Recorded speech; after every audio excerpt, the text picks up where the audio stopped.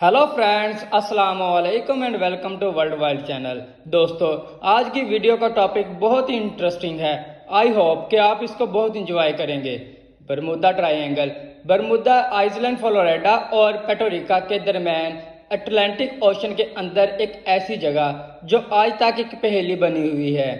समुंदर के इस हिस्से से गुजरने वाले कई बहरी जहाज और उसके ऊपर उड़ने वाले कई हवाई जहाज गायब हो चुके हैं और फिर कभी नहीं मिले।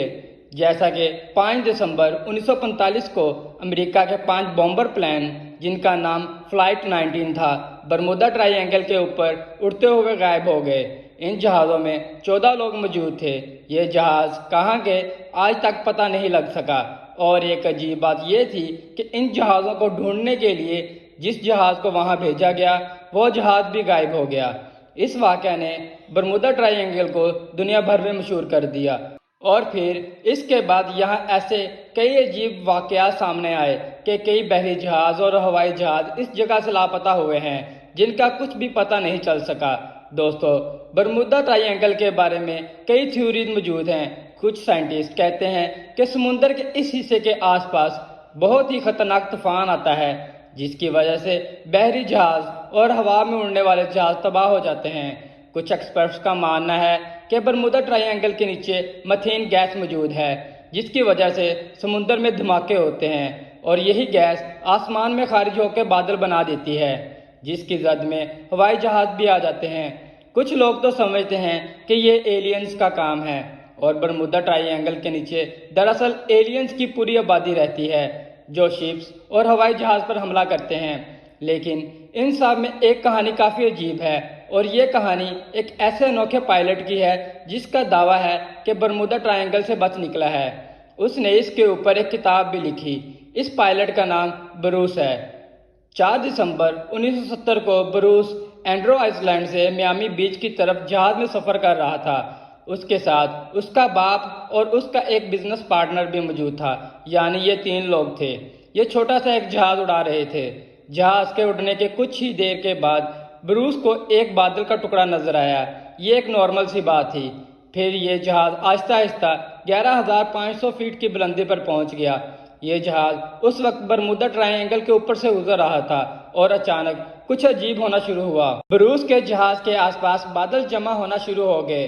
ब्रूस को बादलों के अलावा कुछ और नजर नहीं आ रहा था। दोस्तों, ये अपना जहाज इन बादलों से बचा कर ले गया, लेकिन इसके मुताबिक अचानक उसको हर तरफ अंधेरा नजर आने लगा और फिर इस अंधेरे में सफेद सी रोशनी जलना बुझना शुरू हो गई, जैसे बिजली कड़क रही हो। लेकिन ये बिजली नहीं थी। अचानक ब्रूस को अपने सामने कुछ अजीब से बादल नजर आए, जैसे ये बादल नहीं कोई गुफा हो और वो उसको अपनी तरफ खींच रहे हों। ब्रूस बहुत डर गया था। उसको समझ में नहीं आ रहा था कि ये उसके साथ क्या हो रहा है। और फिर उसको अपने सामने बादलों की एक सुरंग नजर आई। उसका जहाज उस सुरंग के अंदर जाना शुरू हो गया। ब्रूस के मुताबिक जैसे ही जहाज अजीब सी बादलों की सुरंग में दाखिल हुआ, वैसे ही ये सुरंग तंग होना शुरू हो गई। उसको लगा कि इसका इस जगह पर फंस जाएगा। लेकिन दोस्तों, कुछ ही देर में बादलों की यह सुरंग भी खत्म हो गई और ब्रूस को बिल्कुल साफ आसमान नजर आ रहा था। और एक अजीब बात यह भी थी कि सारे सफर के दौरान इसके जहाज का सिस्टम भी ठीक से काम नहीं कर रहा था। ब्रूस ने जमीन पर मौजूद एयर ट्रैफिक कंट्रोलर से भी राब्ता करना चाहा, लेकिन बाद में पता चला कि रूस का जहाज रडार पर नजर ही नहीं आ रहा था। लेकिन यहाँ एक और इंतहाई हैरत अंगेज बात सामने आई, जिसने सबको चौंका दिया। ब्रूस एंड्रो आइसलैंड से मियामी बीच की तरफ सफर कर रहा था। यह सफर 75 मिनट्स का था, लेकिन ब्रूस का जहाज सिर्फ 47 मिनट्स में मियामी बीच पहुंच चुका था। ऐसा कैसे मुमकिन हुआ?